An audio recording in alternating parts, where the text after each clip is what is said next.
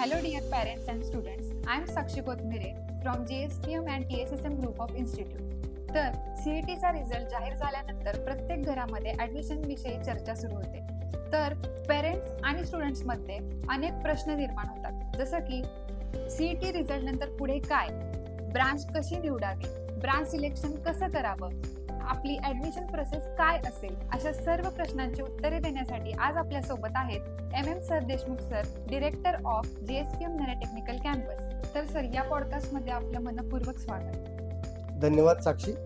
सर्वप्रथम मी CET result मध्ये उत्तीर्ण झालेल्या सर्व विद्यार्थ्यांचं आणि त्यांच्या पालकाचं मनपूर्वक अभिनंदन करतो.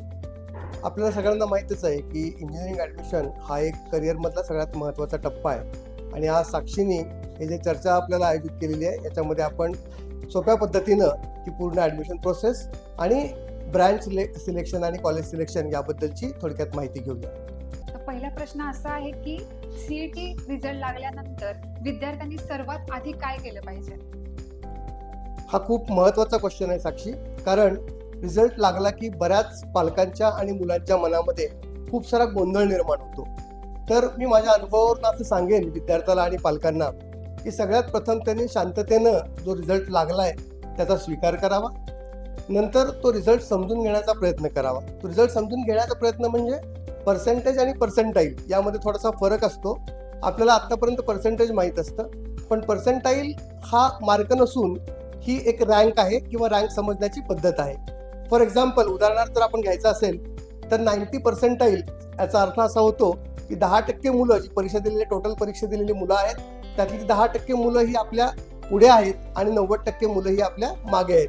म्हणजे उदाहरणादाखल जर 100 मुलांनी परीक्षा दिली असेल तर आपला 11वा नंबर आहे. 10 मुलं आपल्या पुढे आहेत आणि उरलेली मुलं आपल्या मागे आहेत. तो हा रिझल्ट समजून घ्यावा, शांतपणे त्याचा स्वीकार करावा आणि सगळ्यात महत्त्वाचं म्हणजे कोणासोबतही तुलना करू नये, कारण तुलना केल्याने प्रेशर वाढतं असा माझा अनुभव आहे. तर तुलना न करता आलेला रिझल्ट ॲक्सेप्ट करून त्याची पूर्ण माहिती घेऊन पुढील योग्य माहितीवरती योग्य निर्णय घेण्याचा प्रयत्न करावा. तर सर, दुसरा प्रश्न असा राहील की आजकाल अनेक विद्यार्थी आणि पालक CETचा स्कोर महत्वाचं एक त्यांचा माइंडसेट आहे की हा खूप महत्वाचा स्कोर असतो त्यांच्या भविष्यातला. तर CET स्कोर खरंच विद्यार्थ्यांचं भविष्य ठरवतो का? खूप महत्त्वाचा आणि इम्पॉर्टंट क्वेश्चन आहे साक्षी. विद्यार्थ्याचं भविष्य ठरवतं का? तर नाही. महत्त्वाचं आहे तर आहे. ॲडमिशन घेण्याच्या प्रोसेसमधला CET स्कोअर हा एक महत्त्वाचा घटक आहे, पण तोच एकमेव घटक नाही आहे. शेवटी 4 वर्षात विद्यार्थी काय शिकतो, तंत्रज्ञान कसं आत्मसात करतो, स्वतःला कसं विकसित करतो हेही देखील तेवढंच महत्त्वाचं आहे. कारण इंडस्ट्रीला फक्त गुणांचीच नाही तर प्रॉब्लेम सॉल्विंग ॲबिलिटी आणि चांगलं कम्युनिकेशन आणि चांगली लिडरशिप याची पण तेवढीच गरज आहे. तर त्यामुळं माझं उत्तर असं असेल की महत्त्वाचं आहे पण अंतिम नाही. आणि आपण CETच्या रिझल्टमध्ये कमी मार्क पडले असले तरी पण एक आपण उत्तम करिअर घडवू शकतो. Okay sir. आणि अपेक्षेपेक्षा कमी पर्सेंटाईल आले तर विद्यार्थ्यांना इंजिनिअरिंग हे करिअर होऊ शकतं का? आणि अशा विद्यार्थ्यांसाठी तुम्ही काय सांगाल? नक्कीच हे चांगलं करिअर होऊ शकतं. जसं की मी आत्ताच सांगितलं तुम्हाला की अंतिम नाही आहेत ते मार्क, महत्त्वाचे आहेत. शेवटी आपण 4 वर्षात काय केलं? योग्य प्लॅनिंग केलं, योग्य मेहनत घेतली, चांगली ब्रँच निवडली आणि चांगलं कॉलेज सिलेक्ट केलं तर नक्कीच आपण एक उत्तुंग करिअर किंवा चांगलं करिअर आपण अचीव्ह करू शकतो. रिझल्ट जरी आपल्या मनासारखा लागला नसेल, कधी कधी अपेक्षित रिझल्ट लागत नाही जरी आपण प्रयत्न केलेला असेल आणि मेहनत घेतलेली असेल, कारण रिझल्ट हा बऱ्याच पॅरामीटरवरती डिपेंड करतो. तर माझं असं म्हणणं राहील की विद्यार्थ्यांनी निराश न होता जे मिळालेले मार्क्स आहेत त्याच्यानुसार त्याचा योग्य स्टडी करून, योग्य अभ्यास करून, व्यवस्थित योग्य निर्णय घेऊन ब्रांच आणि कॉलेज निवडावा आणि पुढच्या 4 वर्षावरती लक्ष केंद्रित करून आपलं चांगलं करिअर ते घडवू शकतात. Okay sir.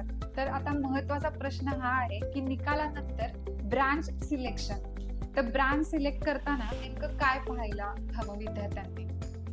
साक्षी, हा खूप कळीचा मुद्दा आहे आणि माझा असा अनुभव आहे की घराघरामध्ये यावरनं खूप साऱ्या चर्चा होतात आणि खूप सारी डिस्कशन्स, रादर कॉम्प्लिकेशन्स सुद्धा मी पाहिलेली आहेत. तर माझं असं म्हणणं असेल की सगळ्यात महत्त्वाचं जे आहे ते स्वतःला समजून घेणं, स्ट्रेंथ, विकनेस, अपॉर्च्युनिटी आणि थ्रेट, चॅलेंजेस ज्याला आपण म्हणतो, स्वला ओळख ही सगळ्यात महत्त्वाची बाब आहे याच्यामध्ये. रादर दॅन फॉलोईंग दी क्राऊड, गर्दीला फॉलो न करता किंवा माझ्या मित्रांनी काहीतरी म्हटलं, माझ्या रिलेटिव्हनी काहीतरी म्हटलं, म्हणजे दुसऱ्याचं अंधानुकरण न करता आपण जर स्वतःला ओळखलं तर ब्रँच सिलेक्शनमध्ये आणखीन सोपं पडू शकतं. माझं असं म्हणणं राहील की मुलांनी 3 गोष्टी स्वतःला ओळखाव्यात. एक, स्वतःचा इंटरेस्ट, म्हणजे मला आवड कशात आहे, कारण शेवटी आपलं जे करिअर आहे ते 40 ते 45 वर्षाचं करिअर याच्या पुढे असणार आहे आणि एखाद्या नावडीच्या फील्डमध्ये आपण जर 40 वर्ष काढायची म्हटलं तर ते खरंच अवघड असणार आहे. त्यामुळं पहिली गोष्ट आपली आवड, मला काय आवडतं. दुसरी गोष्ट आहे ती महत्त्वाची, म्हणजे पहिली आवड आहे आपली आणि दुसरी क्षमता. What I desire is important but what I desire is also equally important. त्यामुळं माझी क्षमता काय आहे याचंही थोडंसं आकलन आपण केलं पाहिजे. म्हणजे मी कोडिंगमध्ये चांगला आहे का, मी ड्रॉइंगमध्ये चांगला आहे का, माझं मॅथमॅटिक्स चांगलं आहे का, I am good at physics. हे स्वतःला जेवढं माहीत असतं तेवढं कोणालाही माहीत असू शकत नाही, कारण गुण हा फक्त एक नंबर आहे. स्वतःची ओळख ही खूप गरजेची आहे आणि त्याच्या बेस्टवरती जर आपण निर्णय घेतला तर मला वाटतं की नक्कीच आपण एक चांगलं करिअर घडवू शकतो. ओके, या प्रश्नाचं उत्तर तुम्ही खूप छान पद्धतीने दिले. त्यामुळे मुलं आणि त्यांचे पेरेंट्स नक्कीच या वेळी जातील आणि ब्रांच जी असेल ती योग्य तीच निवडतील.